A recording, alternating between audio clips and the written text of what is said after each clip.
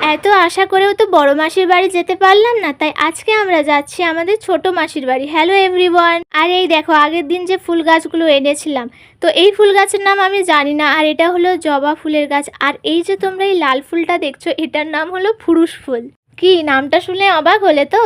তো এদের সবাইকে টাটা করে আমি আর আমার দিদি চলে যাচ্ছি। আর আগের দিন এত বৃষ্টি হওয়া সত্ত্বেও আজ কত গরম লাগছে। আর আমার যেহেতু বাস স্যুট করে না, তাই জন্য আমরা পুরো রাস্তাটা টোটোতেই যাচ্ছি। হ্যাঁ, মাঝে একটা সময় আমরা ট্রেনে উঠবো, তারপরে আবার টোটো। তো আমরা চলে এসেছি স্টেশনের কাছে। এখন আমরা দাঁড়িয়ে আছি আমাদের বড় দাদার জন্য। বড় দাদা আমাদের নিতে আসবে। কিছুক্ষণ পরেই আমাদের দাদার সাথে দেখা হয়ে যায়। তারপরে আমরা টিকিট কেটে ট্রেনে উঠে পড়ি। ট্রেনে আমরা প্রায় 20 মিনিট মতো বসেছিলাম।